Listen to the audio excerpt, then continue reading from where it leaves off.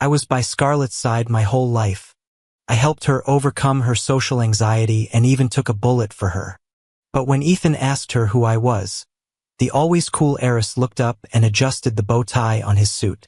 Casually, with barely hidden contempt, she said, "Just one of the help." Later, Ethan and his 2 loyal cronies formed a 5-person clique with us. And just like that, the number of people I had to serve and suck up to went from 1 to 4. It wasn't until right before our finals that I found Ethan's phone. On the screen, notifications kept popping up from a private group chat they had. Just the 4 of them. Scarlett. All our paperwork for studying abroad is done. Troy. Does that low-class trash still think Scarlett's going to take him with her? He's in for a shock after graduation, isn't he? Jax. The little hustler is always shamelessly trying to hang around us. I heard he even tells people we're all childhood friends. Troy. So delusional. Ethan is our childhood friend. He's just a gopher, isn't he? It's always the ugly ones causing trouble. They were celebrating finally being rid of me. But what they didn't know was that I had been waiting for this day for 10 years. Later, when a blizzard closed off the mountain and I vanished, I heard they went crazy looking for me. The messages on the screen were still popping up one after another. In the dark, empty classroom, the notification sounds were like a hammer striking again and again. They also lit up my pale face. Low-class trash, hustler, ugly freak. The words pounded against my heart. A dense, spreading ache. I always knew they despised me. Every day, Troy would dump all 4 of their homework assignments on my desk like it was his God-given right. He'd order me to finish it all before I could join them in any activity. The senior year workload was already overwhelming. Finishing one person's homework would take until dusk. Including my own, I had to do the work of 5 people, always staying up until 2 or 3 in the morning to get it all done. I knew it was a veiled warning. The subtext was, "Stay away from us. This gang of Silver Spoon kids never insulted you to your face. Instead, they'd find creative ways to humiliate you. They seemed to have a natural talent for it." I wasn't actually surprised they had a private group chat. Every day, as I sat alone in the empty classroom, buried in their homework, they never bothered to block me from their social feeds or TikToks. They just didn't care enough to. Their captions always emphasized their 4-person group, tagging themselves as the Fab Four and posting group photos of the 4 of them. I was the 5th person who shouldn't have been there, who was never meant to be seen. Almost all of those photos and videos revolved around one person, Ethan. Son of a real estate tycoon, the prince everyone orbited around, and the core of the Fab Four. Scarlett had been obsessed with him ever since she first saw him at her 14th birthday party. Ethan was preparing for the school festival performance tomorrow. So this afternoon, after dumping their homework on me, the other 3 all skipped class to go to the dance studio, to watch Ethan practice his routine. At 6 p.m., Ethan posted a picture of the 4 of them out to dinner. The caption read, "I was supposed to be watching my diet for the competition, but these guys dragged me out to eat. Said they were worried I'd pass out on stage tomorrow. Come on, it's just a little low blood sugar. Guess I have to punish you all by making you eat healthy with me." At 8 p.m., all 4 of them posted goofy pictures from an escape room. The comments section was as lively as a live broadcast. Ethan commented on Scarlett's post, "Next time you get scared, don't grab my arm." Scarlett replied, "You're such a coward." I stared at Scarlett's post for a long time without saying anything. She was someone who rarely, if ever, posted on her feed. I clicked on her profile. Her first post was from 3 years ago, and every year since, on the same date, she posted the same thing. "Happy birthday, Ethan," it said. Across all her social media, the only pictures she ever posted had Ethan in them. Troy and Jax would occasionally leave nasty, teasing comments on my posts. But Scarlett never commented. She might have even muted my feed entirely. I opened our chat history. The last message was from 2 months ago, when Scarlett asked if I'd seen Ethan.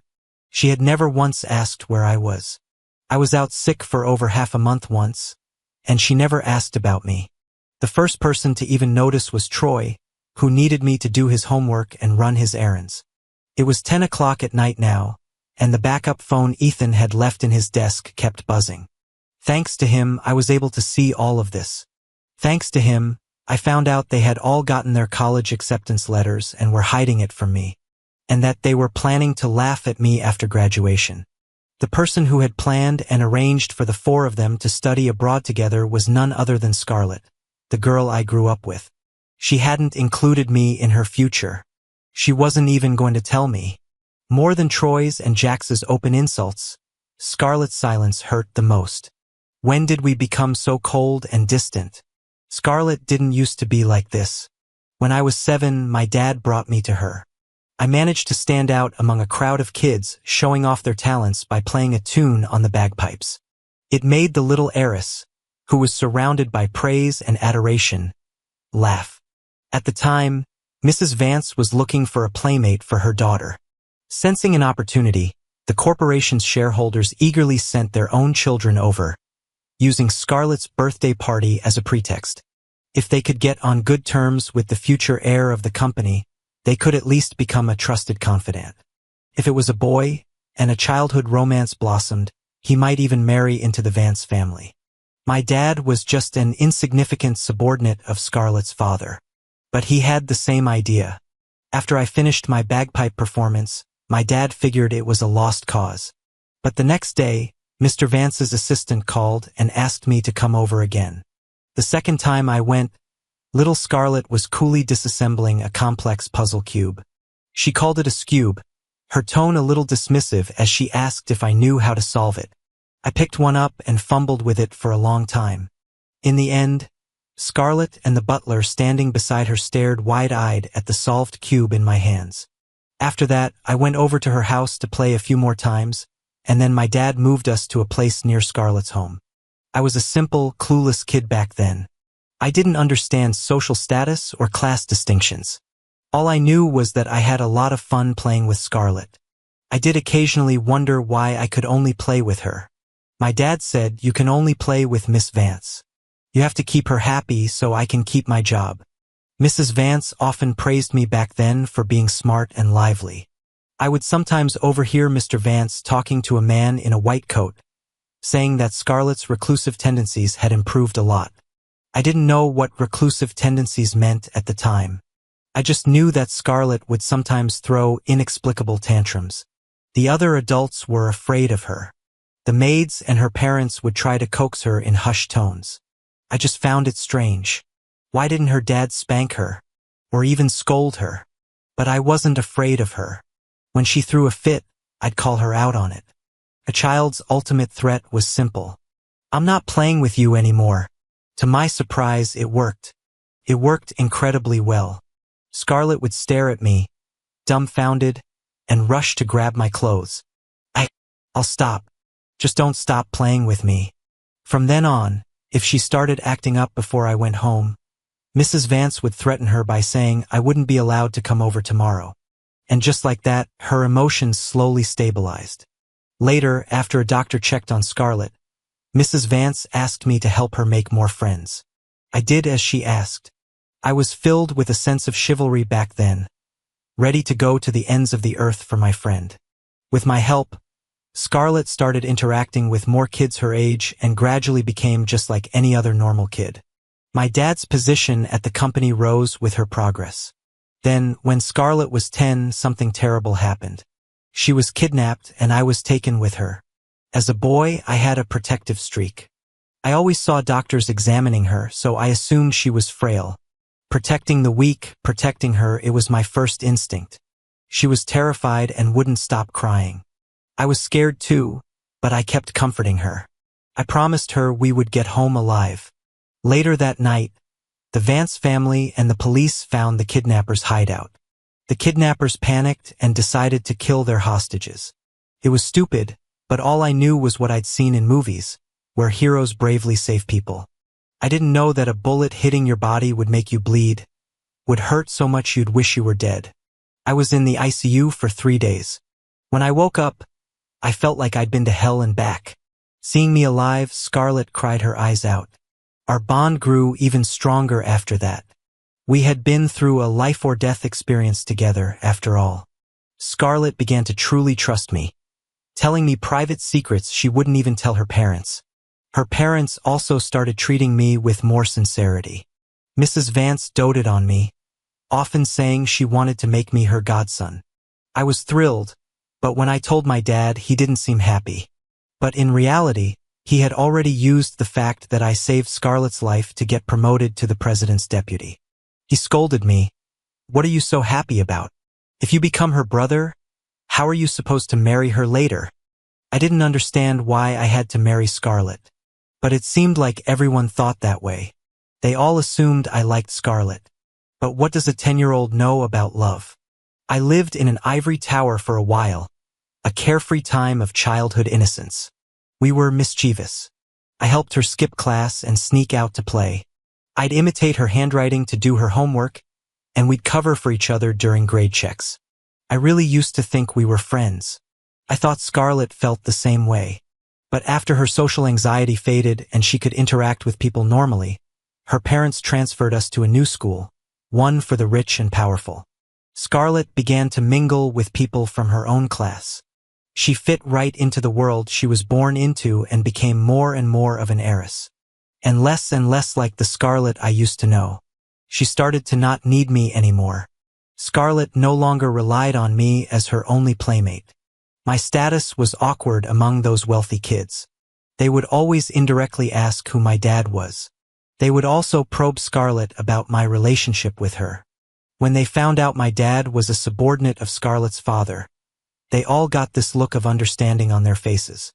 Around that time, I would often overhear the rich kids talking about me behind my back. They all said I was clinging to Scarlett, that I was shameless, that I must have used some dirty tricks to stick by her side. At first, Scarlett was furious when she heard those rumors. She stood up for me. After Scarlett lost her temper and warned them, things quieted down a bit. They still looked down on me, but they didn't dare to be so obvious about it. The turning point was when Ethan showed up. After the birthday party, I started seeing Scarlett and Ethan together more often. Ethan was as handsome and radiant as a prince from a manga, with a natural youthful charm that made it hard to look away. He was the son of a real estate tycoon. His family background and looks were a perfect match for Scarlett. Ethan was a very likable guy. After he moved nearby, every time I went to Scarlett's house, I'd see him chatting happily with Mrs. Vance. Mrs. Vance adored him.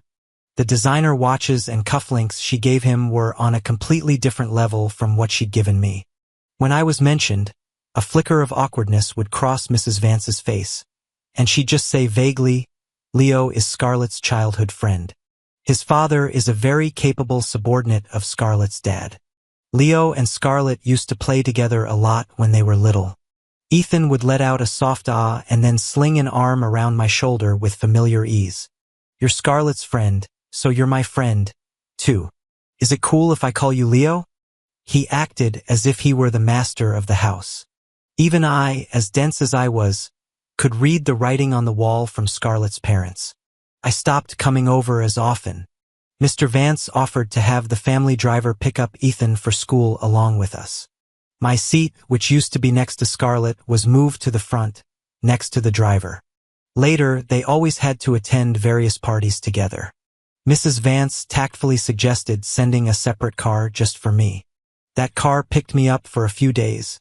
Then the driver quit, and the arrangement was quietly dropped. My dad cursed me out for being useless, furious at me for not living up to his expectations. "Can't you just suck up to them? Can't you suck up to Scarlett? Weren't you so lively and likable when you were a kid? Who are you trying to impress with that long face all day?" I sat by my mother's hospital bed, looking at her comatose form without a word. But he kept rambling. "What's the point of you coming to see her every day? She's been in a vegetative state for over a year and hasn't woken up. If you keep acting like a block of wood and do nothing, and Miss Vance gets tired of you, the Vances might cut off the funding for your mom's treatment." But Scarlett hadn't come looking for me in a long time. Nothing I did would have mattered. But my dad's words hit home. He wouldn't pay a single cent for my mom's medical care. The Vance family was footing the entire bill. So, I shed my childhood naivete and began to carefully watch everyone's expressions. Scarlett would only be nice to me if I acted like I was good friends with Ethan. Mrs. and Mr. Vance would only look satisfied if I helped bring the two of them together. I became tactful and sensible. I started to imitate my father, learning how to please the Vances. Sucking up to Ethan, sucking up to Scarlett. I was becoming more and more like my dad. Ethan had two loyal cronies, Troy and Jax. They'd been clinging to him since they were kids, absolutely adoring him. During the summer before high school, these two followed Ethan, moved to our area, and transferred to our school.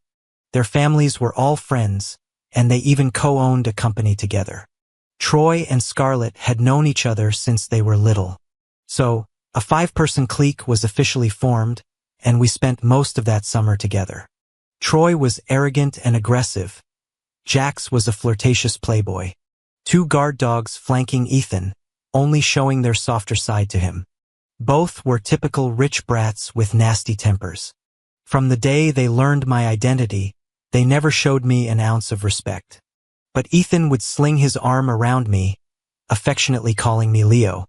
Following his lead, they were polite enough to my face. But the distance between us was palpable. With 2 aggressive guys protecting him, Scarlett felt the serious threat of 2 rivals. The 3 of them pretended to be the best of friends in front of Ethan. Behind the scenes, it was a war zone as they fought fiercely for his attention. I didn't spend any time alone with Scarlett that whole summer, let alone have a private conversation. It was as if she had completely forgotten about her old friend.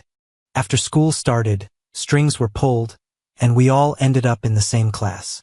Scarlett and I had always been desk partners, but this time, I stood silently to the side, watching them fight for the seat next to Ethan.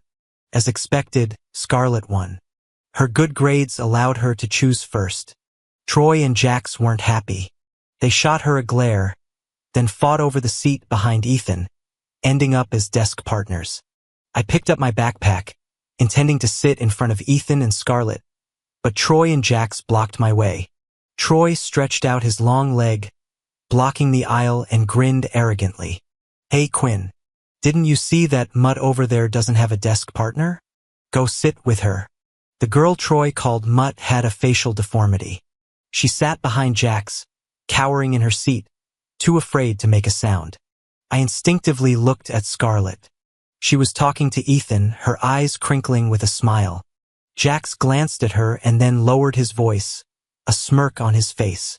"You think she's gonna stick up for you? Sit down." Scarlett definitely wasn't gonna stick up for me. I gave them a blank look, then silently put down my backpack and sat behind them. The girl they called Mutt and I became the targets of their bullying. She was their errand girl, and my freshly finished homework would be snatched by Troy from the front and turned in as his own. Eventually, it evolved into me doing their homework for them. I became quiet and withdrawn. I avoided speaking in front of the 4 of them as much as possible, and as long as their demands weren't too outrageous, I did what they asked. I would occasionally talk to my desk partner. She was great at math and had noticed several times that I would solve a problem correctly, only to erase the answer and change it. She once whispered to me, "The teacher went over that final challenge problem today, and the answer was the same as what you calculated yesterday. Why did you write it down wrong on purpose?" I glanced up at the group of 4 laughing and joking in front of us and answered softly, "Neither Scarlett nor Ethan got it right, so I can't get it right either." Because I was always helping her, Troy would mock me and deliberately spread rumors that Mutt and I were a couple. I couldn't be bothered with their gossip and teasing. But later, when my desk partner actually confessed her feelings to me in private, Jax overheard. That night, Troy and his friends cornered her in an alley and beat her so badly she ended up in the hospital. When I rushed to the hospital, her family, who had accepted a settlement, didn't dare take their anger out on Troy and his crew. They just pointed at me, yelling and shoving. Jax pulled them away, while Troy stood to the side, arms crossed, a provocative smirk on his face, as if he were waiting for me to be grateful.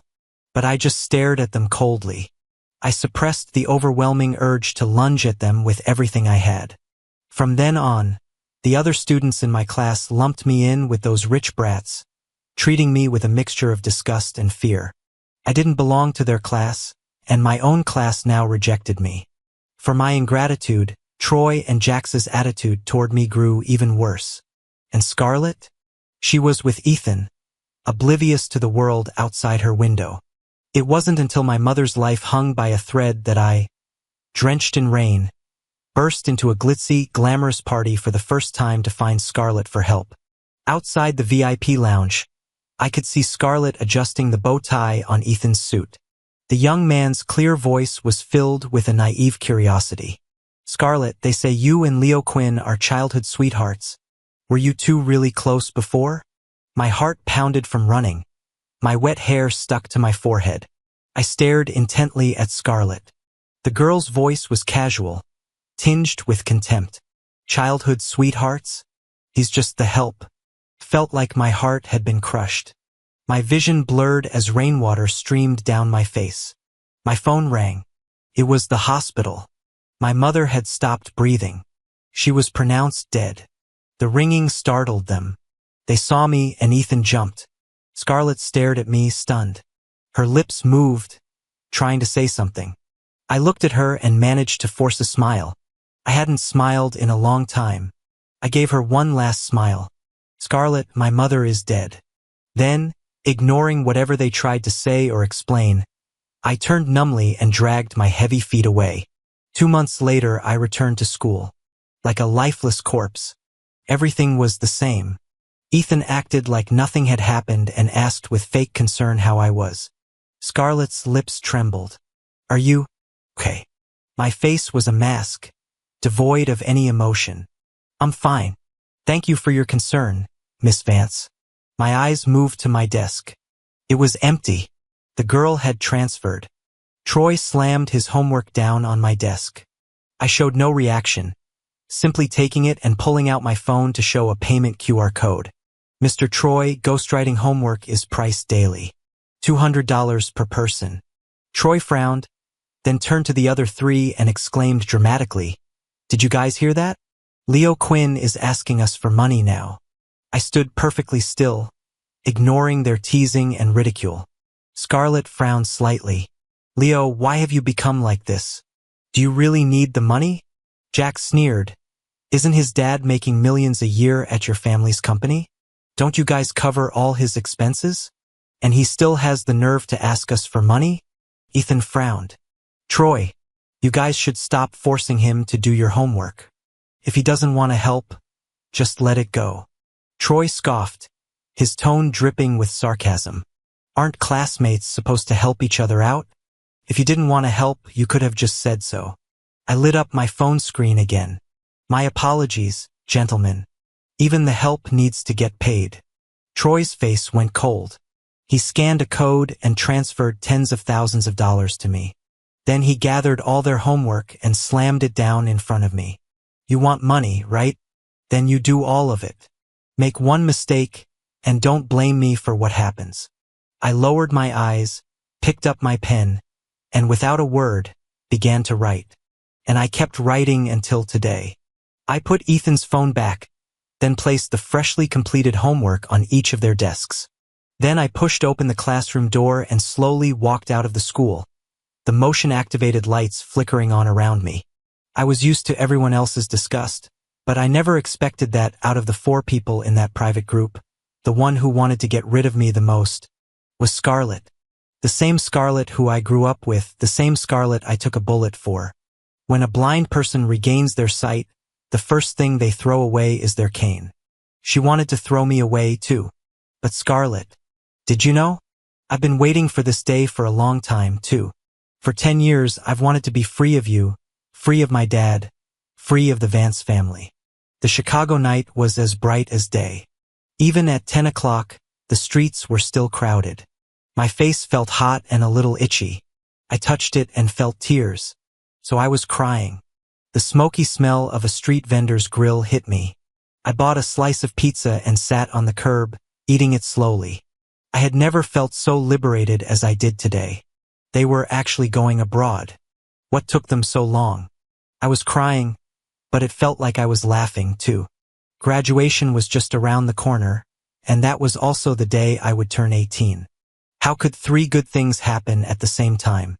I wandered around for a long time before reluctantly hailing a cab home.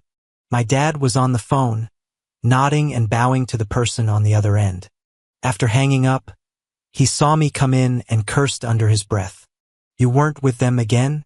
Useless. Can't you do the homework faster? I could have, but I didn't want to.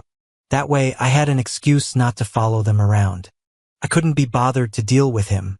I pushed open the door to my room like a zombie. After my mom died, he had nothing left to threaten me with. Once the door was closed, all I could hear was his impotent rage. The next day was the school festival. I was planning to skip it, but Ethan sent me a message. When I arrived at the backstage dressing room, all three of them were there. Ethan was dressed in a custom-made performance outfit. The tailored design accentuated his tall, athletic build, making him devastatingly handsome.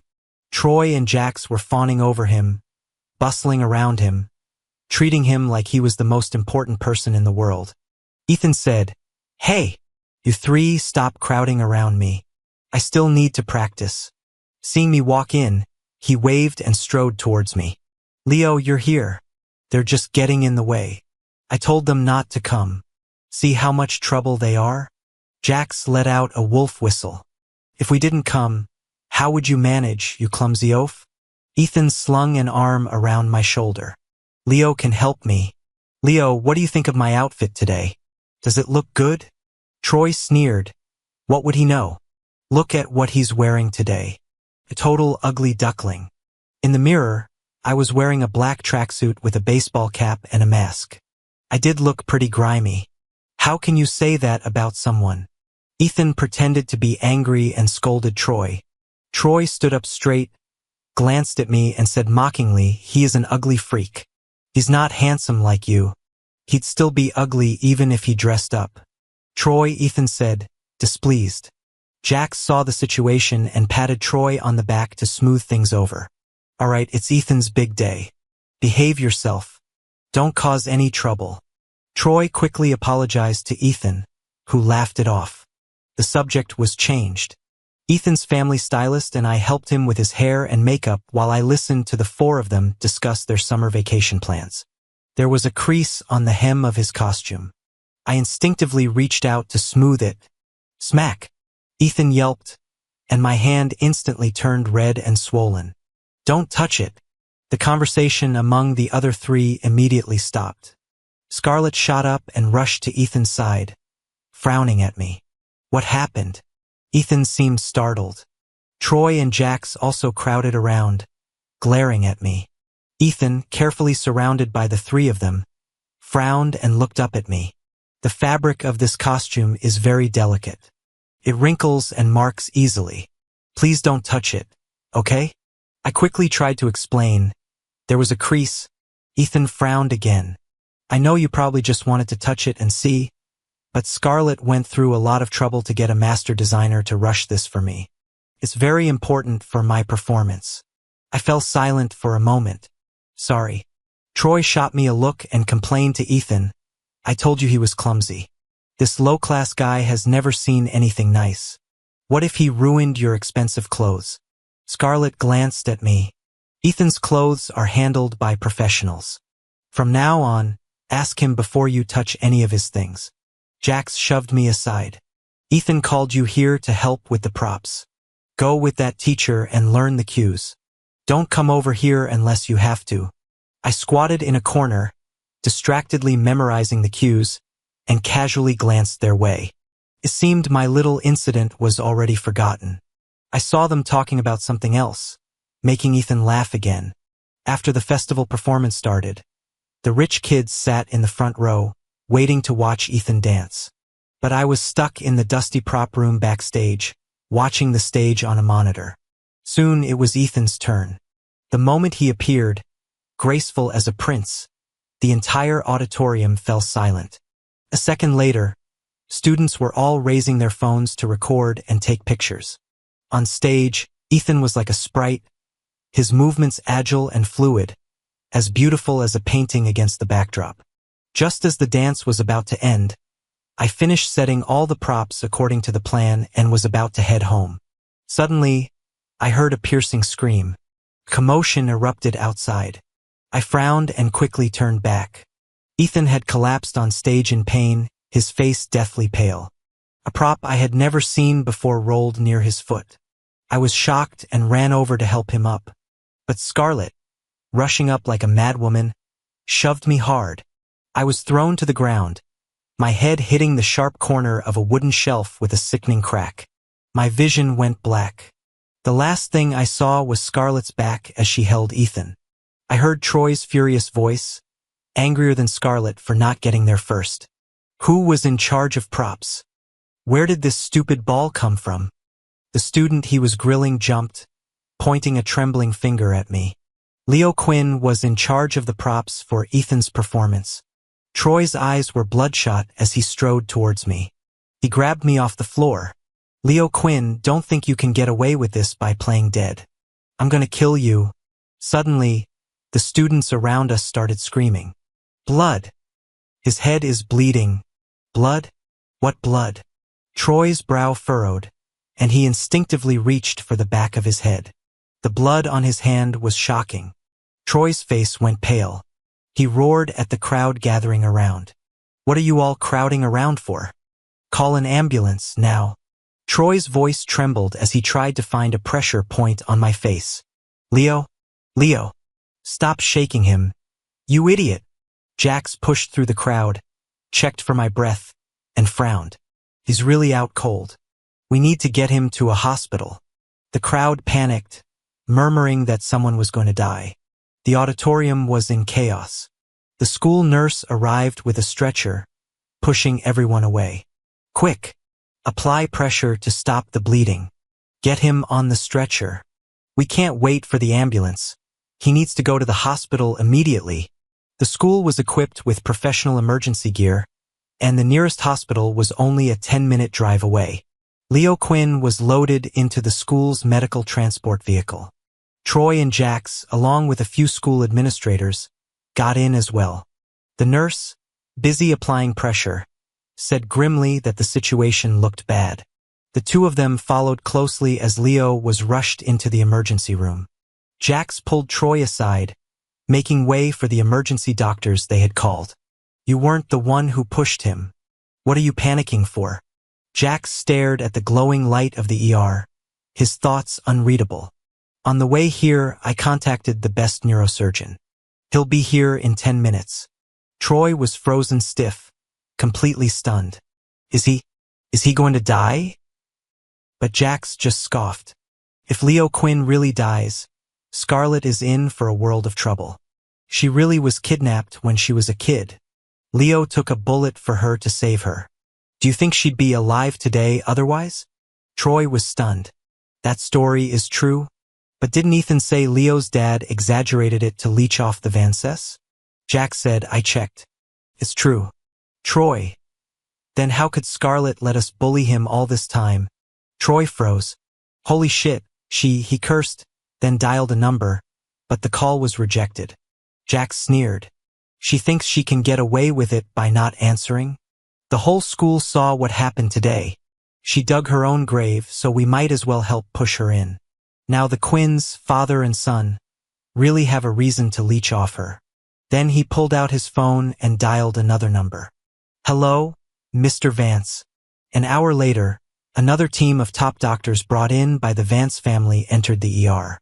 Mr. Quinn knelt at the door of the emergency room in front of everyone, repeatedly slapping his own face. He cried as he slapped himself. Leo, my boy, Dad is so sorry. I'm the one who ruined you. I never should have sent you to Miss Vance's side when you were a kid. Old Quinn, don't be like this. Let's talk things out, Mrs. Vance said, her face pale, trying to pull him up with a forced smile.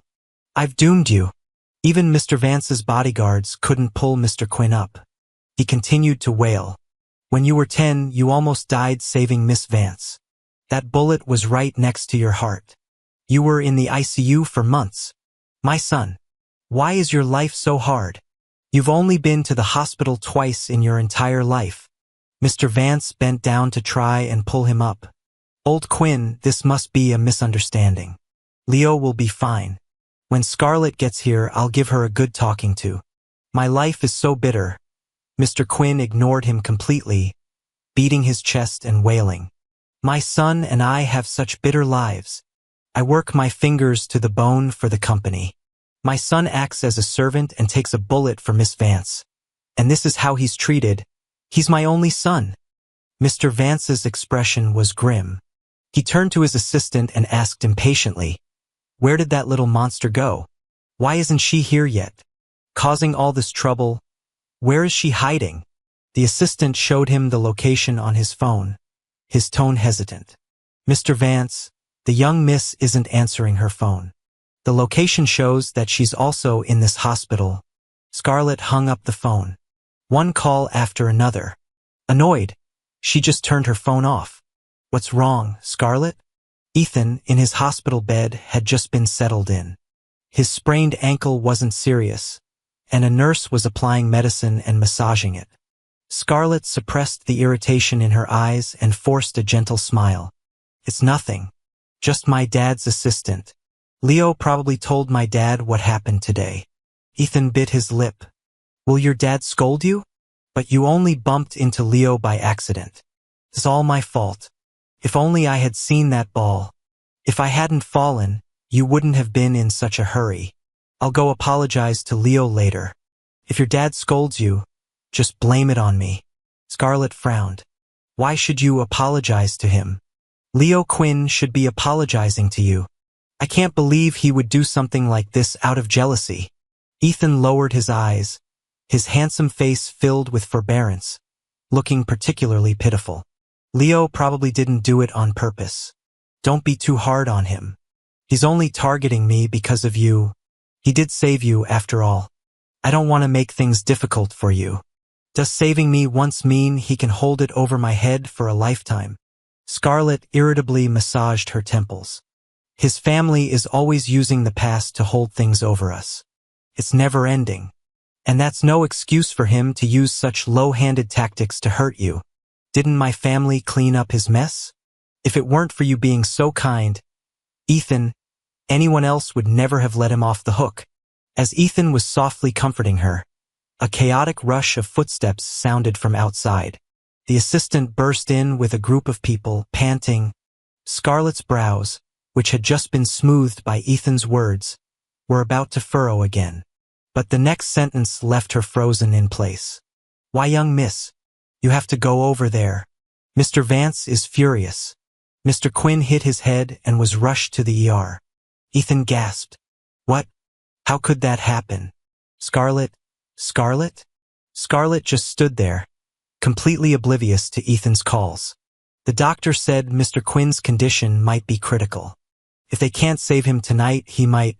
Before he could finish, Scarlett shoved him aside and bolted out the door. The assistant was stunned for a moment. Then he and the others quickly followed to lead the way. Scarlett ran as fast as she could, the wind whistling in her ears, her mind flashing back to 7 years ago. She had run just like this back then, her vision blurred by tears, only to be stopped at the door of the emergency room. A younger her had cried her heart out, praying to any god to let him live.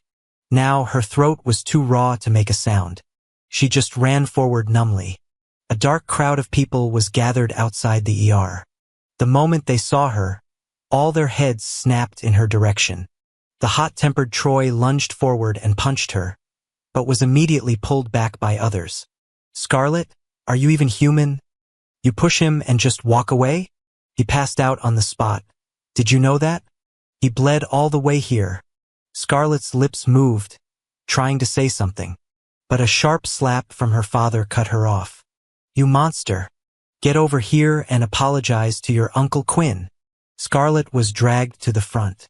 Mr. Quinn, who was kneeling and wailing, saw her and immediately grabbed her arm. The 40-something man knelt before her, tears streaming down his face. "Miss Vance, Leo grew up with you. Have you forgotten he saved your life? That bullet the kidnapper fired was meant for you. What did you say back then? You told everyone you would protect him for the rest of your life. But then you fell for Mr. Ethan, And did Leo say anything? You treat him like this. Your whole group bullies him, making him serve you tea and water like a servant. Have you forgotten who helped you overcome your social anxiety when you were a kid? Scarlett stared blankly at the man crying on the floor, unable to say a word. Fine. I don't want anything now. I quit. Just give me my son back. Give me my son back. Old Quinn, Old Quinn. Mr. Vance hurriedly tried to stop him, his tone soft for the first time. You're just saying that out of anger. You're doing a great job. The company still needs your help. Scarlett didn't do it on purpose. Don't worry.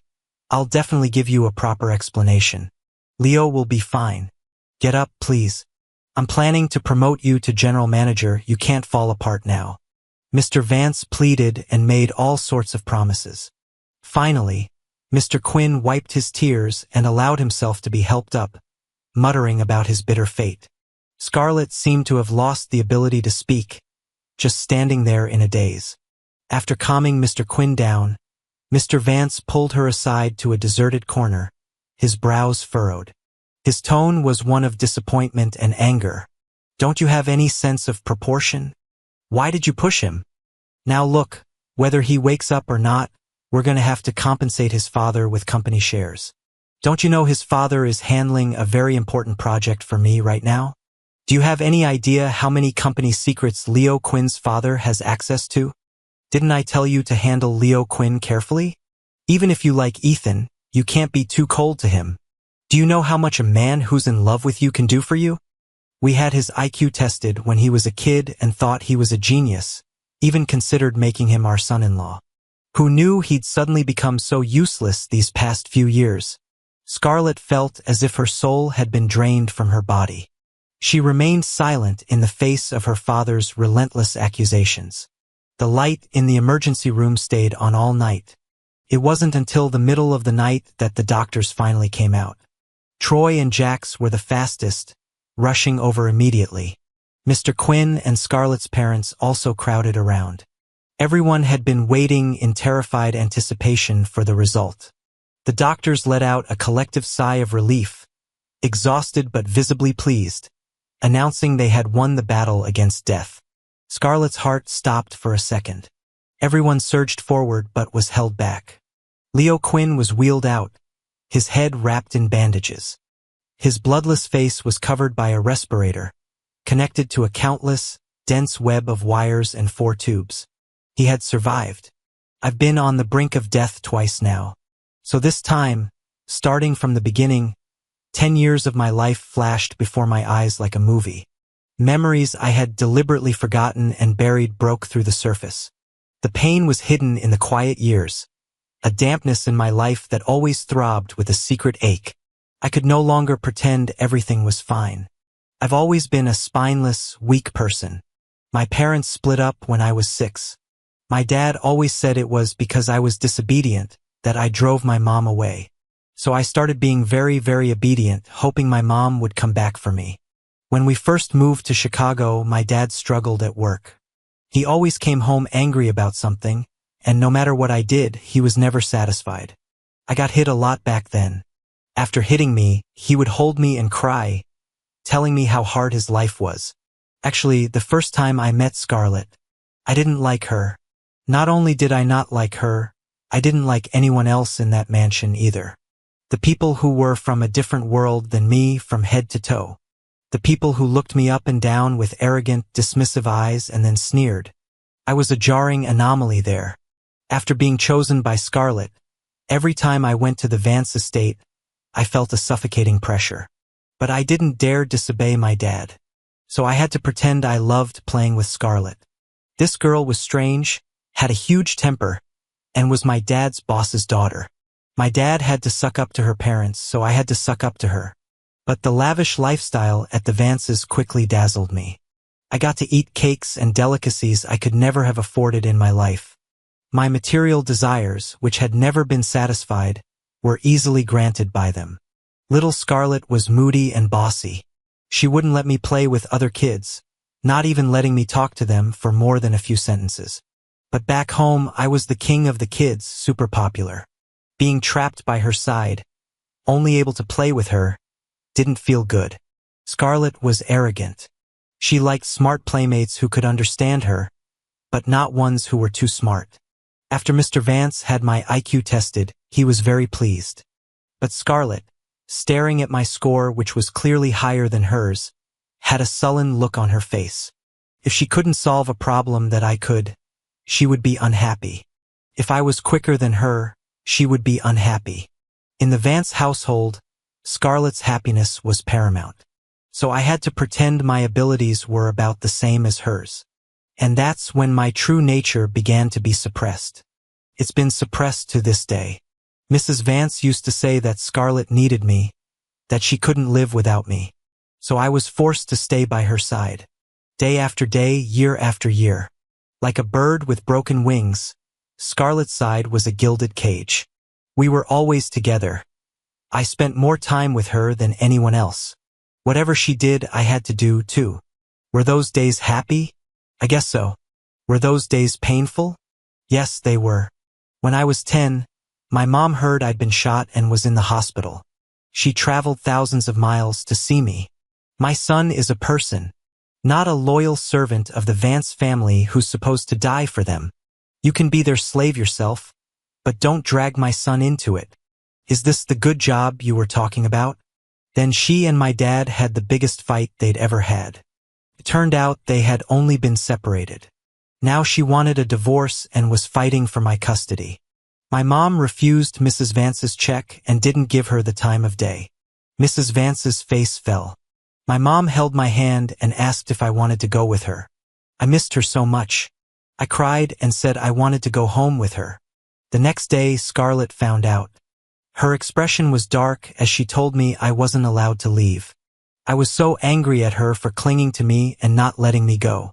But just as I was packing my small bag, custody was awarded to my dad. My dad had a high income and the Vance Corporation's professional lawyers. My mom didn't stand a chance. Little Scarlett looked triumphant as she threw my bag back at me. Leo, I won't let you go. You can't leave.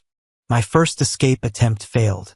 In my second year of middle school, when I was 13, my mom's career took off. She came back fully prepared this time. She was going to take me abroad for further studies, with her as my guardian. We could finally leave. That time, things went surprisingly smoothly. My dad and the Vances couldn't stop my mom and me anymore. Scarlett was popular by then, highly socialized. I felt she didn't need me anymore. I said goodbye to her in a good mood. I told her I'd send her postcards and souvenirs from there. Scarlett had just returned from a dinner party. Hearing this, her face darkened. She took off her coat and threw it to a maid. She walked right past me without a word. A maid who had worked for the family for decades couldn't bear to watch anymore and tried to persuade me. Young Master Leo, why are you doing this? The Vances are raising you to marry into the family. If you stay, you can marry in. Why leave with your mother? I was 13, and I still didn't understand why I had to marry Scarlett. I didn't want to spend the rest of my life with her.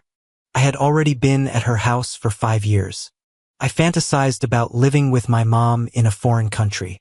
I sat by the door, waiting for her to pick me up. Instead, what came was the news that she had been in a car accident on her way.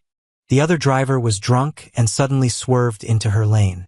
My mom didn't die on the spot, but she fell into a vegetative state. The driver was in his 50s or 60s, had no family, and had cancer. He died less than 6 months after being released on medical parole. But my mother was in her prime at the peak of her career. She had never remarried, had no other children. She only had me. She was supposed to pick me up today so we could go home together. But on her way to get me, she fell into a sleep she would never wake from. Outside the emergency room, I was freezing cold. Scarlett was the first to arrive. She walked over quickly, took off her coat, and wrapped it around me. The girl hugged me, her warm voice inexplicably cold. You see, Leo? The only person you can rely on is me. Her embrace was warm, but I shivered in her arms. My second escape attempt failed. From then on, I spent all my time at the hospital. I had missed my mom for 7 years, and we were so close. Why did it have to turn out this way? Scarlett went from patiently comforting me to threatening me with a cold face. For the first time, I didn't go along with her wishes. I stopped following her around every day. My life became a monotonous routine of school, hospital, and home. After I pulled my hand away from her one too many times, Scarlett got angry. It seems I've been spoiling you too much. Scarlett had a maid pack up all my clothes and belongings and throw them back at my dad's place, kicking me out of the Vance mansion. Now, she was the one who refused to see me. The proud heiress was waiting for me to apologize, to bow my head and coax her like I used to. But I just stayed by my mom's bedside, not saying a single word of reconciliation for months. I had been coaxing her for 7 years. I really didn't want to do it anymore. Even before Ethan showed up, cracks had already formed in my relationship with Scarlett. The next time I heard about her, Ethan was by her side, a perfect match in family background and looks. So one day after class, I congratulated her. I was genuinely happy for her at that moment. I said, "Scarlett, I'm happy for you." But Scarlett stopped, her face instantly turning dark. She didn't respond to my congratulations and continued her cold war with me. As I was packing my bag after school to go see my mom, Scarlett suddenly spoke. Her voice was cold. "Leo, do you think you can survive like you do now without my protection?"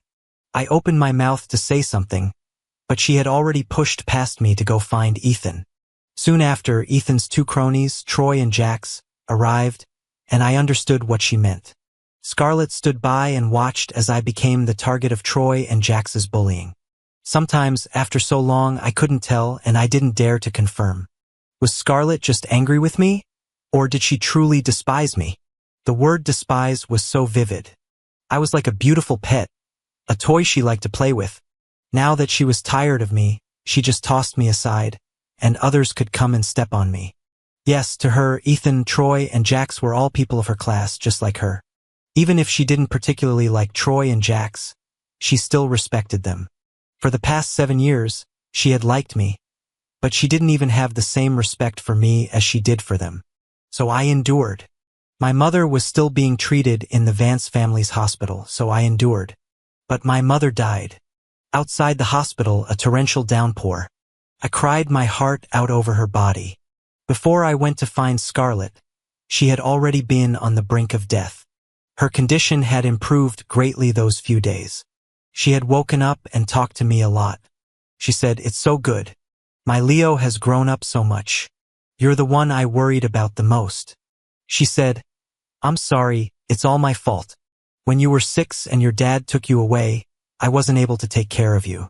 In the future, never give up your career or your dignity for anyone. You have to rely on yourself first." I said, "Mom, I don't blame you. I'm not happy here. Get well soon, and I'll go home with you." She smiled and said yes. "Okay, I'll take you home." But she lied to me. It was a final burst of energy before the end. My mom said one last thing to me. "Run, Leo. Run as far as you can. Mom can't go home with you anymore." She left me the money in her account and the contact information of her colleagues and friends.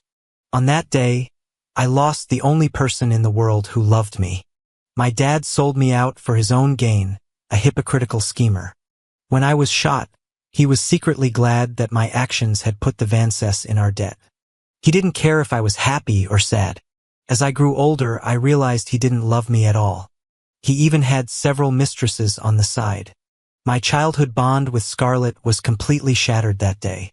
Shattered by her words, "Childhood sweethearts? He's just the help." After the funeral, I took my ID and household registration documents and ran. Afraid my dad would catch me, I didn't dare take any trains or planes. I hired a long-distance taxi. I carried her ashes in my bag, traveling 1,000 miles back to the hometown I had left as a child. My maternal grandparents had also passed away. After burying my mother, I didn't dare stay in a hotel that required registration, so I found a rental in an old part of the city and hid for over a month. I was my dad's cash cow for leaning on the Vances. He would never let me go. They reported me to the police and found me. In front of the officers, he said I was a rebellious kid who had run away from home. I wasn't an adult yet. Even though I expressed a strong desire not to go with my dad, he was still my legal guardian. After a stalemate at the police station for several days, people from the Vance family came with a lawyer and forcibly took me back. My third escape attempt failed. My heart was dead as I was pushed into the car. My dad relentlessly accused me of being willful and reckless. "You're being ridiculous. You've learned to run away from home. All because Miss Vance said one thing to you. Do you know how worried Miss Vance was? She's been looking for you. Go back and apologize to her." But as soon as I got back, I locked myself in my room and refused to see anyone. And as expected, Scarlett didn't come looking for me. I went back to school a month later. I wasn't a child anymore. This time, my endurance was deeper, more patient. I was preparing for my fourth and final escape. I had two paths before me. Either my dad died or I waited until I was 18. Besides, I still had a lot to do. In fact, ever since my mom's accident when I was 13, I had never given up investigating what happened. I had my ways. The programming classes I took with Scarlett as a child, I had a unique talent for it. A computer, the invisible network. No matter how brilliant I was at it, Scarlett would never see it. During that escape, I actually met someone else, the successor to the CEO of the company my mom used to work for. The new president who had just taken over the group. With a grand plan in my heart, the past 2 years of humiliation and endurance didn't seem so hard to bear. After all, I was much luckier than King Gojin of you. It was just listening to their sneers, running errands for them, doing their homework, being on call, and getting paid for it. I counted down the days until I turned 18. That was the distance to my freedom. But when my head hit the ground, I couldn't help but feel a surge of resentment towards Scarlett, whom I had long given up on. The person who, as a child, promised to protect me for a lifetime, was the only one who wielded the knife that stabbed me. When I opened my eyes, the first face I saw was Scarlett's. There were heavy, dark circles under her eyes. She looked utterly exhausted, and her usually impeccable suit was creased and wrinkled. Scarlett was keeping vigil by my bed. When she saw my eyes open, she jumped up in surprise. "Leo? Leo, you're awake." Two people dozing on the sofa nearby immediately got up and walked over. I thought I was hallucinating. I was actually seeing Troy and Jax. The most ironic thing was my dad wasn't in the hospital room, but the people I hated the most were. "Leo?" Scarlett's face drew closer, her expression filled with anxiety. But I just looked at her blankly. "Who are you?" The glass in Scarlett's hand slipped and shattered. The room fell silent. She was stunned, in disbelief. "Leo, you're joking, right? How could you not remember me? How could you forget? All right, does he remember that you were the one who pushed him?" Jax sauntered over. "Hey, do you remember who I am?" I sneered inwardly but kept my face blank and shook my head. "Troy, no way. Did he really lose his memory?" He reached out to touch my head, but I recoiled in disgust and stared out the window. But Scarlett was acting like she had lost her mind. "This is impossible. Leo, you really don't remember me? Leo." Her voice was incredibly hoarse, on the verge of breaking down. Scarlett's hands trembled as she grabbed my shoulders, forcing me to look at her. "Leo, look at me. It's me, Scarlett." Her voice sounded like she was about to cry, but I just looked at her with the eyes of a stranger, blank and unmoved. My cold gaze seemed to trigger something in Scarlett, and she began to shake my shoulders frantically. "Scarlett, what the hell are you doing?" He just woke up. Troy yanked Scarlett away, but her fingers were clenched so tightly that I was pulled along with them. I was getting annoyed. I immediately clutched my head and pretended to be in immense pain. "It hurts. My head hurts so much." Scarlett instantly let go. "Leo," she didn't get to finish before Troy and Jax dragged her away. In the hospital room, within just 2 hours, I had said the same thing to countless people. "Who are you? I don't remember you," including my dad. I acted like I didn't know him at all, and when he said he was my father, I put on a look of complete disbelief. I listened from my room as the doctor told them I might have lost my memory due to injury to a certain part of my brain. The patient's amnesia may be temporary, or it may be permanent. But I have to give you a heads up. We need to observe him for other issues, and you should be prepared for the possibility that he may not return to his pre-injury state. As Mr. Quinn listened, he instantly sensed something was wrong. Doctor, are you saying my son might be simple-minded? The doctor, we can't rule out that possibility. My poor son. He started wailing again. What will you do in the future? If you're simple-minded, who will want you? Scarlett's parents' faces turned awkward at his words. The implication was so obvious. Their daughter would have to be responsible. Mrs. Vance tried to call Scarlett, but she was sitting in a corner, her face in her hands, looking completely lost. I was getting tired of the noise. I acted like I was in pain and had the nurses shoo them away. It was quite a scene after I woke up. People came in waves, none of whom I wanted to see. But some people I didn't want to see, the hospital couldn't stop from coming in. Mr. and Mrs. Vance came, their fake concern really just a way to find out how I was recovering. My dad came, his words hinting that whether I was simple-minded or not, I should act like it, preferably to the point of being unable to care for myself. Best to cling to Scarlett, act like I couldn't live without her. He had just been appointed general manager of the company yesterday. Beneath his superficial sadness was an unconcealable glee. You two were childhood sweethearts. If it weren't for that brat from the Ethan family seducing Miss Vance, you would have been her fiancé. Would Dad ever harm you? You have to do as I say. I nodded obediently. Ethan came too, under the guise of apologizing on Scarlett's behalf, but in reality, twisting the events of that day. He claimed I had tampered with things, that I was jealous of him for being liked by Scarlett. I don't blame you anymore, Leo. Ethan's expression was full of pity, as if I had really done something to hurt him. He looked down at me on the hospital bed, my expression cold. But could you please not pressure Scarlett anymore? She doesn't like you. If she did, how could she have pushed you like that? Oh, sorry. Scarlett feels very guilty and remorseful right now. She's already in a lot of pain. If you use this incident to force her, all you'll get is her guilt and compensation. But what happens over time?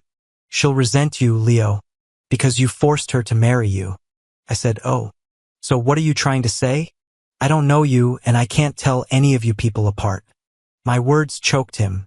His gentle expression almost cracked. What I mean is, whatever compensation you want, we can give it to you. I nodded. In that case, I don't want to see you. Can you get out now? Ethan left in a huff and Scarlett came again. She looked even more haggard. Her expression hurt as she looked at me. Leo. I remembered my dad's words clearly. The moment she said one word, I threw a pillow at her. Then I clutched my head, screamed, and started frantically pressing the call button for the nurse. Scarlett stood there, stunned, letting me throw whatever I could grab at her.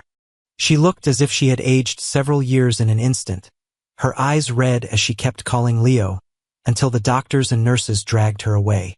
After much discussion and various scans, the doctors came to a conclusion. Scarlett was a trigger for me, worsening my condition and hindering my recovery. Mrs. Vance seemed relieved, but my dad grew anxious, arguing that it was impossible and demanding to question me himself. Of course, the doctors stopped him. He then brought up the story of me saving Scarlett as a child, insisting that Scarlett couldn't just push me and then abandon me. He said she had ruined my life, and if she didn't take responsibility, who would have me? Troy sneered. When he was smart, she couldn't stand him. You think she'll want him now that he's a simpleton? The Vances faces fell, their expressions turning ugly at Troy's words. Scarlett's voice trembled, but for the first time, she responded to my dad's days of pressure.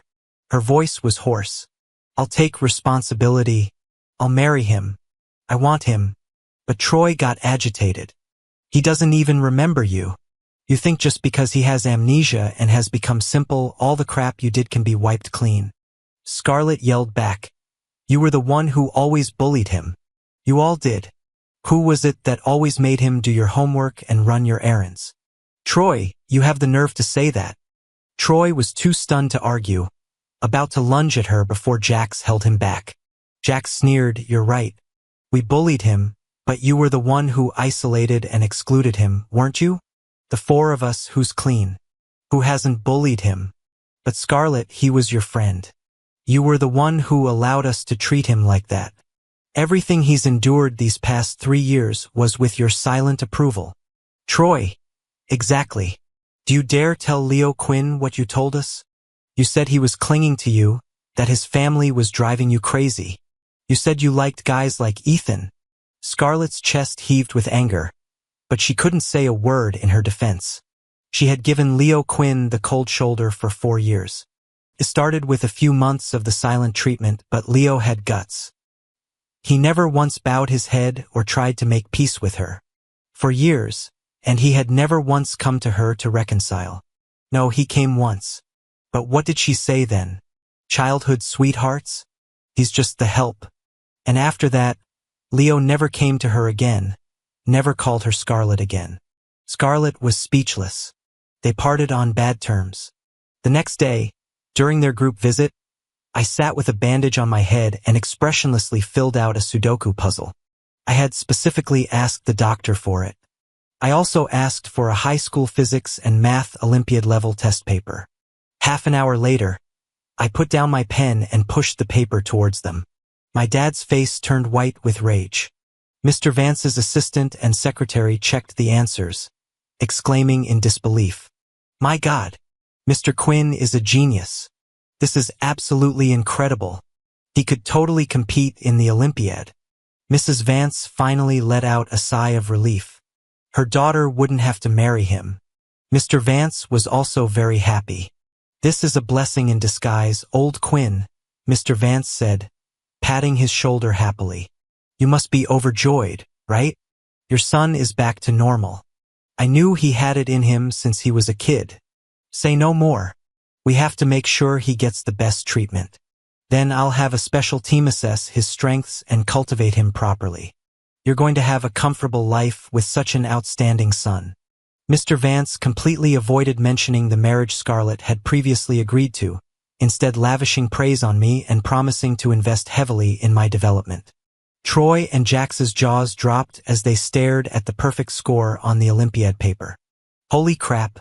Ethan also breathed a quiet sigh of relief, glancing at the test paper and the Sudoku. A flicker of resentful jealousy crossed his eyes before he put on a gentle smile. "Scarlett, this is great news. You can finally relax. Leo is completely fine.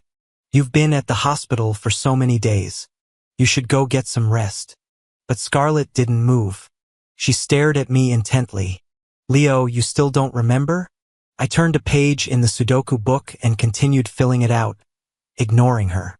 When my dad came to question me angrily, I used the same trick. I started screaming and clutching my head, scaring the doctors into dragging him away too. Revealing my intelligence in front of them, although it saved me from being forced by my dad to marry Scarlett, had a downside. I don't know what Scarlett said to her dad when she went back, but my name was added to the list of students studying abroad. These 4 people were like a persistent shadow. So I tore up the test papers Mr. Vance sent over, asked for paints and a sketchbook and a computer. Surprisingly, it was Troy and Jax who brought them. I gave them a cold look. Jax plopped down on the sofa and pulled out his phone, looking like he was settling in for a while. Troy handed me the laptop and sketchbook, chattering nonstop. "What brand is this laptop? It's so heavy. I'll buy you a better one. Don't use this one, it looks so old." I ignored him, put the laptop aside, and opened the sketchbook to pass the time. Those two really had the nerve to stay. Troy sat down next to me to see what I was drawing, making small talk.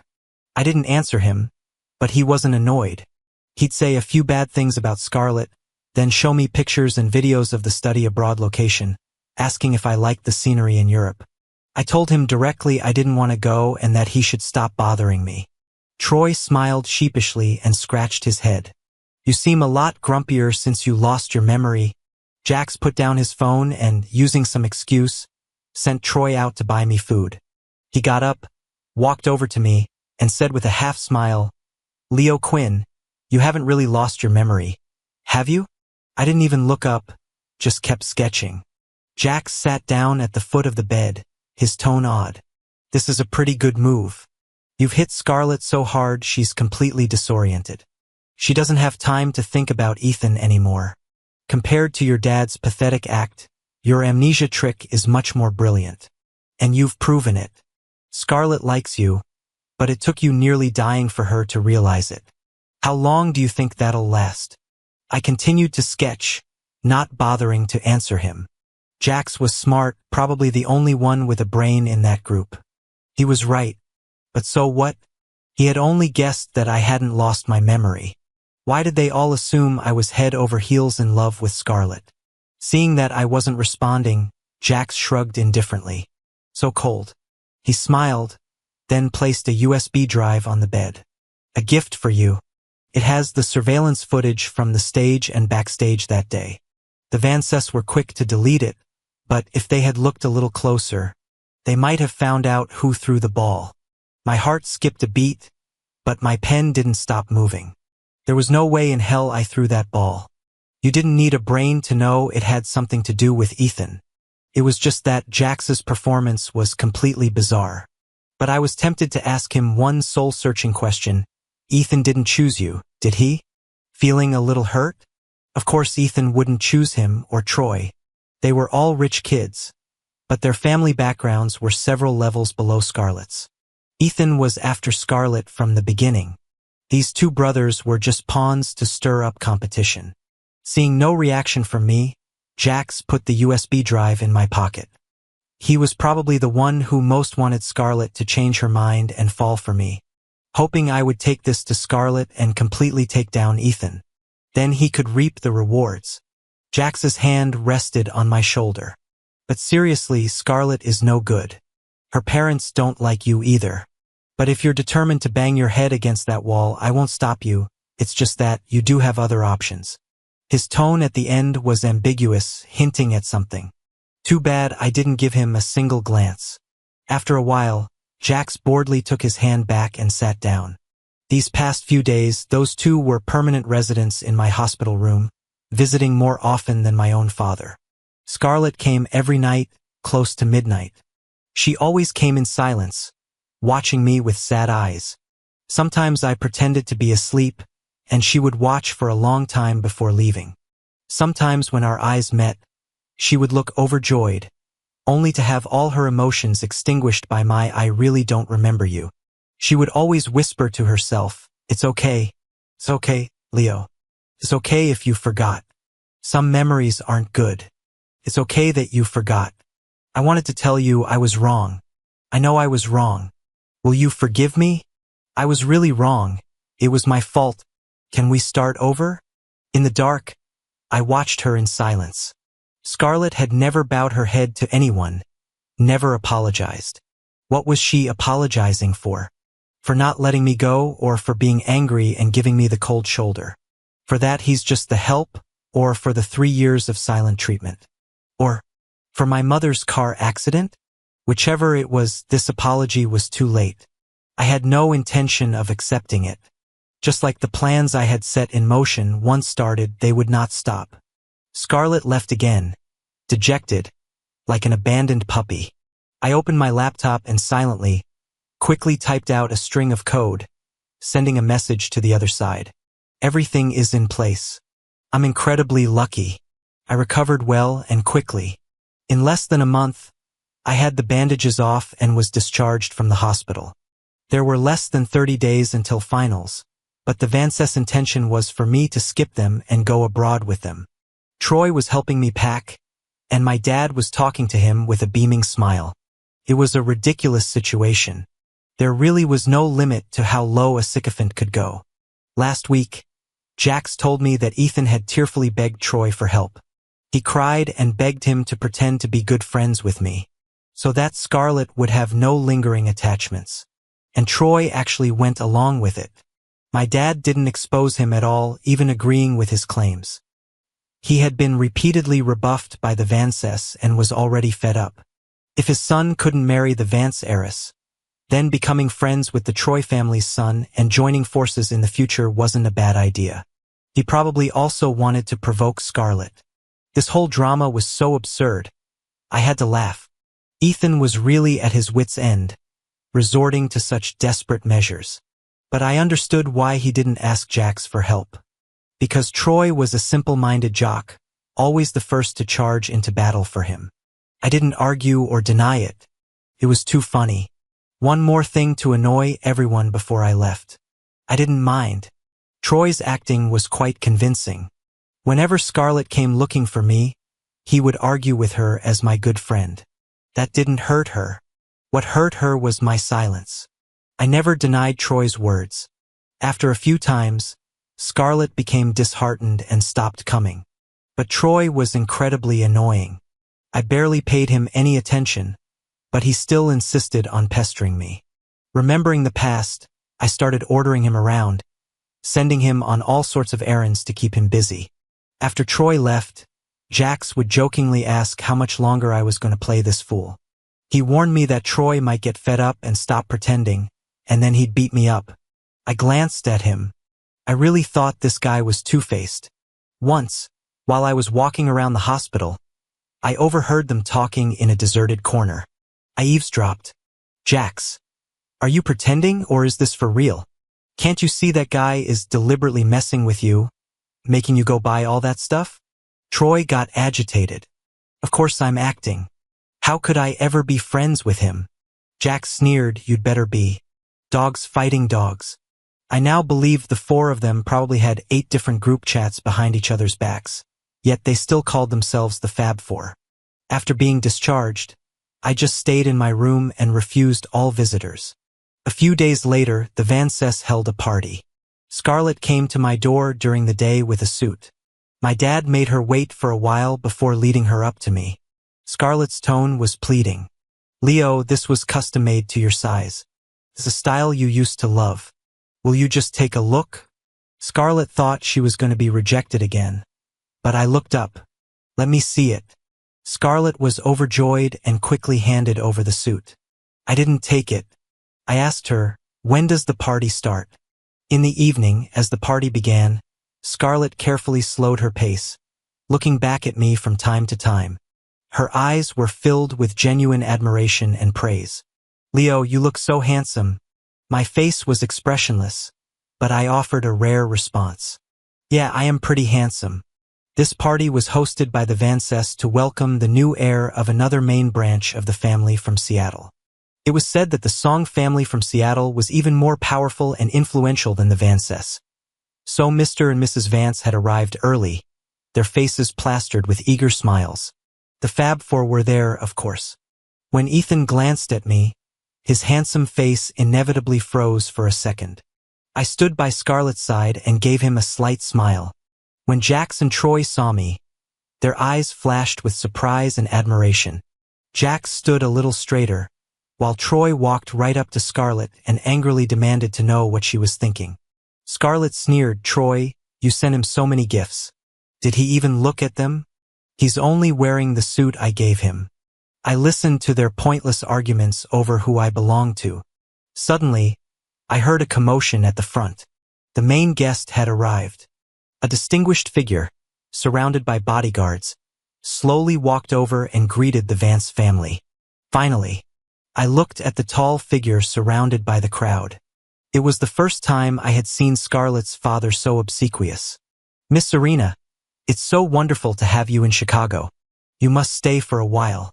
She was a stunningly beautiful young woman, and the only one in a room full of dresses who didn't need to wear one. She didn't need a male escort either. She had her own circle of people fawning over her. Is this what power feels like? It's wonderful. Scarlett pulled me over to greet her. Cousin.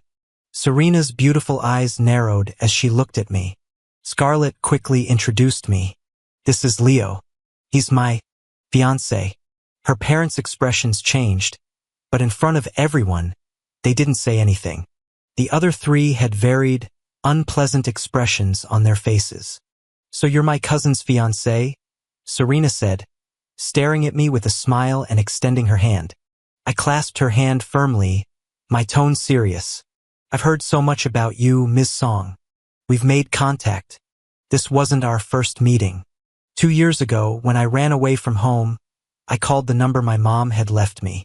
The company she worked for had just undergone a major leadership change. The chairman had passed away, and a new successor had taken over. Serena found me. The first time I saw her, I knew she could help me.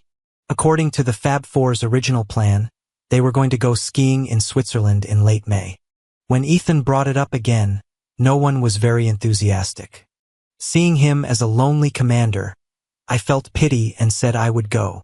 Scarlett carefully suggested that if I didn't want to see Ethan, she and I could go together. I smiled.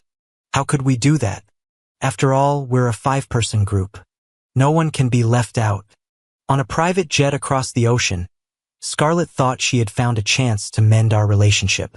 But I insisted on bringing the other 3. But when we got there and Scarlett and the others were about to go skiing, I claimed to be tired from the journey and wanted to rest first. This rest lasted for several days. At first, Scarlett wanted to stay with me and not go skiing with Ethan. But after being invited a few too many times, she went skiing with the other 3. I had calculated everything. I had brought my passport, ID, and all my important documents on this trip. 2 hours after Scarlett left, Serena sent a message saying it was time to move. So I put on my ski gear and slung on the backpack I had prepared. Under the surveillance cameras, I walked step by step towards the snow-covered mountain. I used to ski with Scarlett a lot as a child, so I was quite skilled. I skied further and further away. Then, following the location Serena had given me, I navigated through a series of winding paths to a deserted area with no tourists. Someone was already waiting for me there. We made contact. I followed them down a deserted path, avoiding all surveillance, and got into a car. Then I boarded a private plane sent by Serena. With her help, every detail would be more believable. I was less than half a month away from being old enough to be completely free of my dad's control, but there was no better opportunity than this to escape. Serena would arrange for my disappearance on the mountain, a perfect escape, and this plane would fly back to the country. Serena had already taken care of all the necessary procedures for me to take the final exams in Seattle. More than 10 hours later, we landed at a private airstrip in Seattle. Serena was already waiting there. As soon as I got off the plane, she handed me my exam admission ticket and a crystal goblet. Serena raised her glass to me with a smile. Congratulations on your new life. Those who leave the ICU either face death or a new life. I survived. Of course, I was welcoming a new life. My 4th escape attempt was finally a success. On the other side of the world, Scarlett's group was in chaos. Leo Quinn was missing. They reported it to the local police, but by nightfall, there was still no news. A tourist had seen which way Leo had gone and pointed them in the right direction. But it was an unopened area, making the search and rescue operation extremely difficult. As time passed, Scarlett grew more and more frantic. Missing on a snowy mountain, the chances were he might be. She began to hate herself for going skiing with them. She left him alone just once, and he got into trouble. The vacation, which was meant for relaxation, had turned into a nightmare because of what happened to Leo. Ethan, who had suggested the ski trip, was pale with guilt. The mood in the group was anything but joyful. It was overwhelmingly oppressive. Ever since Leo was hospitalized, everything had changed. No one revolved around Ethan anymore. Scarlett was a nervous wreck, bowing and scraping just to get Leo to look at her or say a word. Even Troy and Jax were always at Leo's side. They had wanted to ski too, but now that Leo was missing, they were blaming it all on Ethan. These people were acting like they were possessed. But amidst the chaos, Ethan had a nagging feeling that something was wrong. And this secret unease was confirmed a day later when the search party found Leo's phone. After warming it up and charging it, they cracked the password.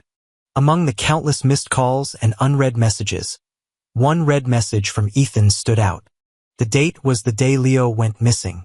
Ethan, Leo, Scarlett, and the others are hurt. Can you bring the first aid kit? The location sent was the exact area where the search party found the phone. Ethan's face turned white, as if he had been hit over the head with a club.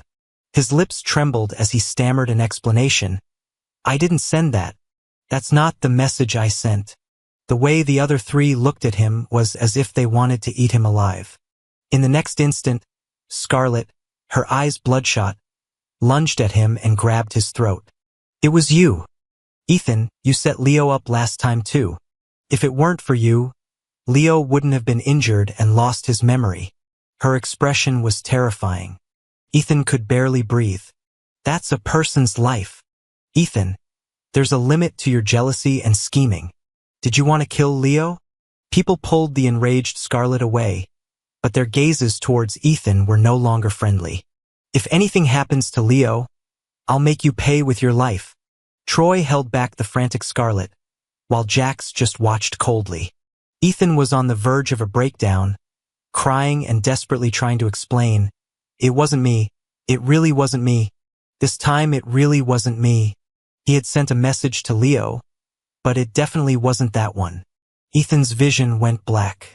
But with the evidence right there, he had no way to defend himself. It was aimed at him. Leo Quinn was definitely getting his revenge. A few days later, I heard that the rescue team in Switzerland had found nothing on the mountain. Ethan was brought back home by his family, supposedly to recuperate, but really to protect him from Scarlett's revenge.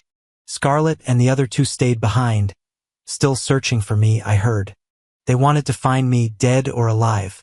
On the day of the finals, it was a dreary, rainy day. At 3 a.m., a gaunt Scarlett was still up all night, waiting for news from the search party. Meanwhile, across the ocean in Seattle, at 9 a.m., the exams officially began. "The exam has now started. Candidates, you may begin." I let out a long breath, free from all restraints and shackles. I picked up my pen and began to write my future. After the exams, I checked my answers once and then didn't look at them again.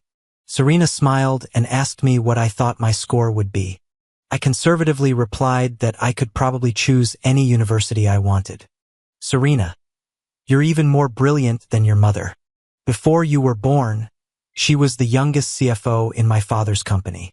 I thought you would follow in her footsteps, but I didn't expect you to be such a rare genius in information technology." A year ago, I became a cybersecurity consultant for Serena's group.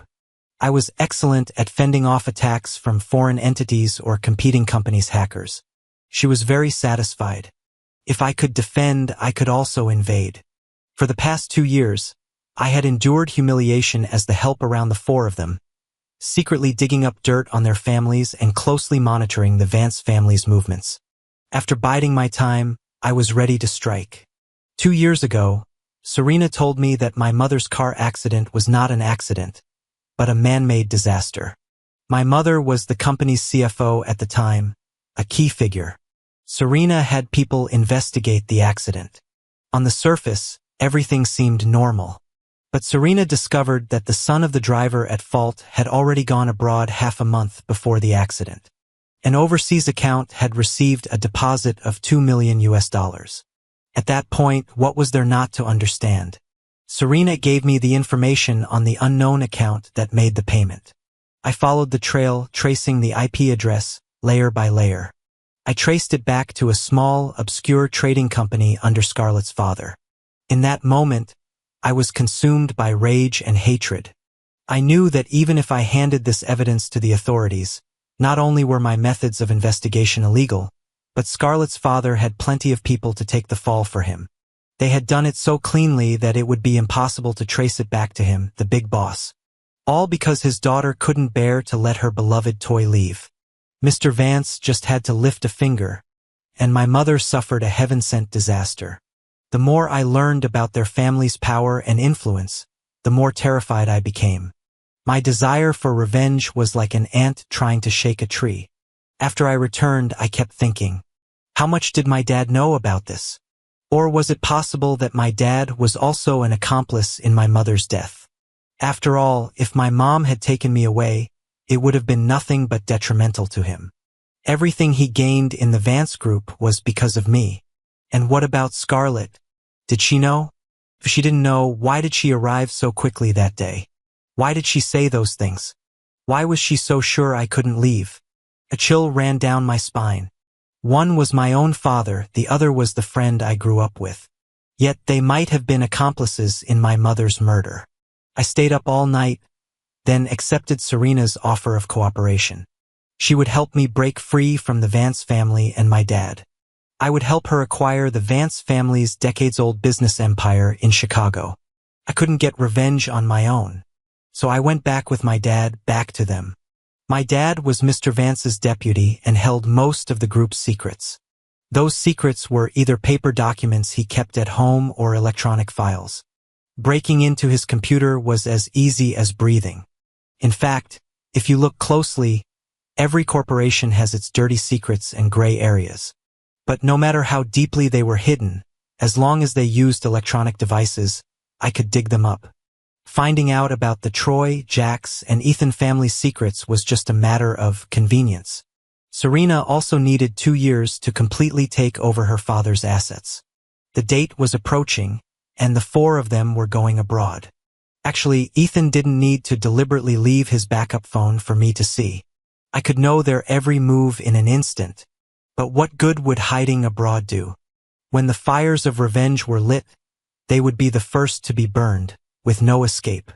The only mistake was Ethan's sudden fall on stage, and Scarlett pushing me against the sharp corner of a shelf. I almost died. If there had been even a slight miscalculation, I could have been left with brain damage or, like my mother, in a vegetative state. I had been struggling with how to deal with Scarlett because of our past, but now I had no such concerns. Before I passed out, I didn't feel bitterness. I had been bitter for the past 3 years. What I felt was hatred. The hatred of having my own body fatally wounded. You regret it now? You feel guilty now? What were you doing before, Scarlett? I almost died. Step by step, one by one, just as we had planned. The message about Ethan on the mountain was just a small gift in return. A return for his slander and framing during the school festival performance. The main event was just beginning. The project the Vance Group was handling suddenly ran into one problem after another. Mr. Quinn was taken in for investigation on suspicion of leaking company secrets. One disaster followed another. All of Scarlett's father's past illegal projects and gray area businesses were exposed, causing a public uproar. This attracted the attention of the relevant authorities, and the Vance family was too preoccupied to deal with it. Mr. Vance was desperately seeking help. The businesses of the Jax, Troy, and Ethan families were also exposed. Because the 4 families were so closely linked with many business dealings, it was basically a domino effect. The surveillance video of Troy beating up Mutt had long been deleted by the Troy family, but it reappeared today as everyone was kicking them while they were down. And the students that Ethan, Jax, and Troy had bullied in the past, the victims whose cases had been handled by their families, all came forward with videos. There were pictures and videos, irrefutable proof, plus the one-sided public opinion. More students who had been bullied by them spoke out online, corroborating the stories. Justice, long overdue, was finally served through the actions of an anonymous hacker who laid bare a bloody record of crimes. On the other side of the internet, I silently watched as all the evidence I had collected over the years was sent out. Suddenly, I felt a sense of relief, a multi-pronged attack. I would leave them with no room to fight back. Ethan, relying on the adoration of his 2 brothers, would destroy any boy who got close to his possessions. He would pretend to be their friend, then use all sorts of methods to ruin them behind their backs. It was only because of my special status and my father's high-ranking position at the Vances that I wasn't easily targeted with compromising photos. As for Troy's ridiculous crush, it was more like humiliation. He would belittle and mock me, deliberately call me ugly, spread nasty rumors about me and my desk partner, and then beat her up. Was I supposed to wag my tail and thank him for his affection? And Jax, who never took the lead himself but was behind every incident, naturally couldn't escape either. I simply couldn't bring myself to be grateful to these 2 moody young masters for the affection they had for my appearance or for my refusal to grovel. A disgusting, unsettling feeling, like something stuck in my throat, something not worth keeping but hard to discard. By the time the final exam scores were released, my score was redacted from public view. Those families were bled dry, in shambles, and the negative impact was still spreading. Forced to cut their losses, they suffered greatly and were severely weakened. The Vance family was a special case, with deep roots and extensive connections. The main target was Scarlett's father. Serena waited until the Vance family was on the verge of collapse before she, with a winning hand, accepted their repeated pleas for a meeting. But she wasn't there to offer a helping hand. She was a venomous snake. She had already drafted a contract to strip them of their power. She was going to swallow them whole. My top score in Seattle would soon shatter the fake news of my disappearance on the mountain. The four of them probably already knew that I had faked my disappearance and fooled everyone. But I didn't leave Seattle. I waited for my old friends to come to me. When Scarlett appeared before me, I almost didn't recognize her. The once proud and elegant heiress was haggard and had lost a lot of weight. She was dusty from travel and hadn't even taken a moment to rest. She found me almost immediately. Scarlett's voice was hoarse and tired. Why? I didn't know if she was asking why I disappeared or why I was retaliating against her family. Scarlett, this is probably the last time we'll see each other. When I found out the truth about my mother's car accident, I also wanted to ask you why. When you let Troy and Jax bully me, I also wanted to ask you why. When you pushed me, I also wanted to ask you why. But then I realized you never saw me as a person. I was your toy, your servant. So when I disobeyed you, you were unhappy. When I wanted to leave, your father, for your sake, had someone run over my mother. Are you going to talk about love? Scarlett, do you really think I'd believe that nonsense about you using Ethan to make me jealous? For 3 years, your heart wavered. For those 3 years, you were leaning towards him. You liked Ethan then. People don't just like one person their whole lives. But Scarlett, I'll say it one last time. I only ever saw you as a childhood friend. I never, ever liked you, and I never wanted to marry you. Scarlett's eyes were vacant. Her lips just moved. I know. But Scarlett, you held me back. Do you know that? Do you know what kind of life my mother had planned for me? I took a step closer to her, staring directly at her. Scarlett crumbled under my interrogating gaze. A life where I could develop freely, plan my own days, without having to accompany someone all the time. Where I didn't have to hide my talents, didn't have to carefully protect someone's ego by concealing my own abilities.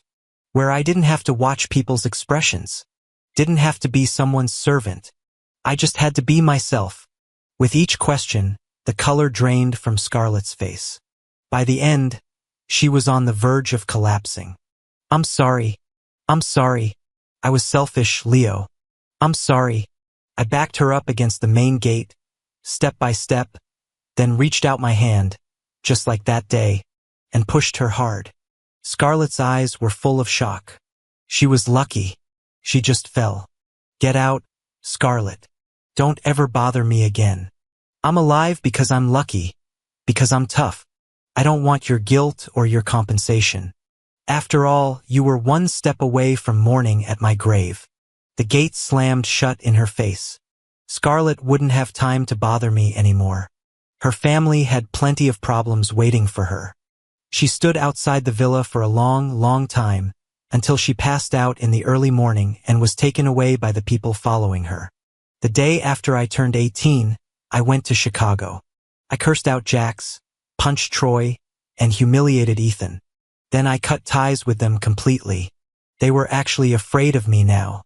It seems those days of being universally hated had taken their toll. Mr. Quinn lost everything. Everything he had gained because of me was gone. A stray dog. He cursed me, blaming me for not listening to him. Until I told him that if he didn't learn to live with his tail between his legs, what happened to my mom, I would make him experience it too. Of course, I was just scaring him. It was funny. When he found out I was behind the downfall of those 4 families, he started to fear me too.